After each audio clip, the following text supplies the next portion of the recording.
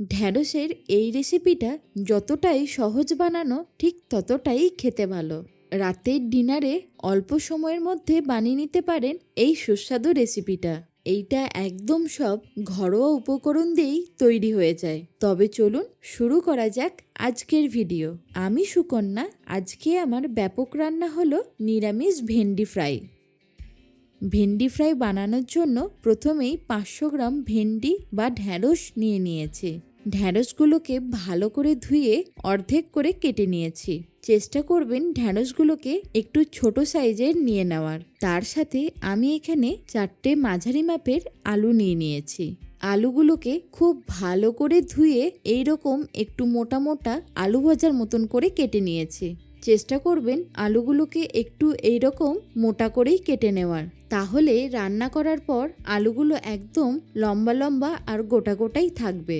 এবার একটা কড়াই নিয়ে নিতে হবে। তার মধ্যে দিয়ে দিতে হবে 3 থেকে 4 টেবিল চামচ সাদা তেল। এবার ফোড়ন হিসেবে দিতে হবে 1 চা চামচ কালো সর্ষে। তার সাথে দিয়ে দেব 1 চা চামচ গোটা জিরে আর দেব 3টে চেরা কাঁচা লঙ্কা। তার সাথে দিয়ে দিতে হবে অল্প একটু কারি পাতা। এবার সবার লাস্টে দেব 1 চিমটে হিং। আপনারা যদি হিং না পছন্দ করে থাকেন তাহলে স্কিপও করতে পারেন। ফোড়নটা ভালো করে নাড়াচাড়া করে নেওয়ার পর এবার দিয়ে দেব কেটে রাখা আলুগুলোকে। এবার দিয়ে দেব স্বাদ মতো নুন। এবার আলুটাকে খুব ভালো করে নাড়াচাড়া করে নিয়ে একটা ঢাকা দিয়ে দিতে হবে। আঁচটাকে মিডিয়ামে রেখে 1 থেকে 2 মিনিট একটু আলুগুলোকে ভেজে নেব। 1 থেকে 2 মিনিট পর ঢাকাটা খুলে নিয়ে এবার সামান্য একটু রঙের জন্য দিয়ে দেব 1/2 চা চামচ হলুদ গুঁড়ো। তার সাথে দিয়ে দেব 1/2 চা চামচ কাশ্মীরি লঙ্কার গুঁড়ো। এবার দিয়ে দিতে হবে 1/2 চা চামচ জিরে গুঁড়ো। তার সাথে স্বাদটাকে আরেকটু বাড়িয়ে নেওয়ার জন্য দিয়ে দেব 1/2 চা চামচ আমচুর পাউডার। এবার খুব ভালোভাবে মশলাগুলোকে আলুর সাথে মিশিয়ে নিতে হবে। কন্টিনিউয়াসলি নাড়াচাড়া করে নেওয়ার পর যখন মশলাটা ভালোভাবে ভাজা হয়ে যাবে তখন কেটে রাখা ঢ্যাঁড়সগুলোকে দিয়ে দিতে হবে।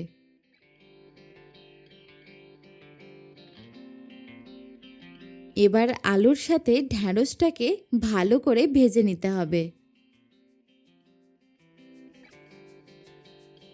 আবারও 4 থেকে 5 মিনিটের জন্য আঁচটাকে লো করে দিয়ে একটা ঢাকা দিয়ে দিচ্ছি। এবার ঢাকাটা খুলে নেওয়ার পর ধীরে ধীরে দেখবেন আলু আর ভেন্ডিটা সুন্দরভাবে ভাজা ভাজা হয়ে যাচ্ছে।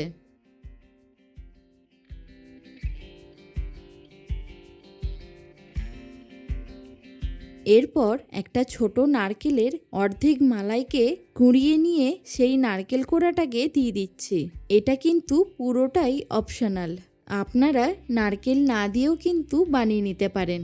এবার ফ্লেমটাকে হাই রেখে ভালো করে নাড়াচাড়া করে নিতে হবে।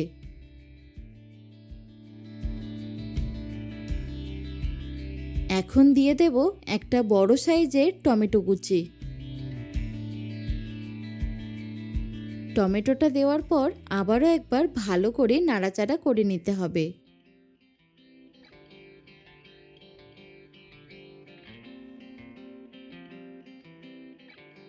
সবার লাস্টে দেব 1 মুঠো ফ্রেশ ধনেপাতা কুচি।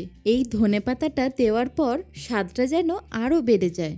আপনারা চাইলে এখানে সামান্য একটু গরম মশলার গুঁড়োও ব্যবহার করতে পারেন, তবে আমি এখানে ধনেপাতার ফ্লেভারটা রাখতে চাই বলে তাই গরম মশলাটা আর দিচ্ছি না। এবার আমি গরম গরম রুটির সাথে এই নিরামিষ ভেন্ডি ফ্রাইটা পরিবেশন করে নিচ্ছি। দেখলেন তো কত কম সময়ে আর ঘরোয়া উপকরণ দিয়ে এই রেসিপিটা তৈরি হয়ে গেল। এইরকম আরও নতুন নতুন ডিনার রেসিপি দেখতে চাইলে অবশ্যই কমেন্টে জানাবেন। ভালো থাকুন, সুস্থ থাকুন, দেখতে থাকুন ব্যাপক রান্নাঘর।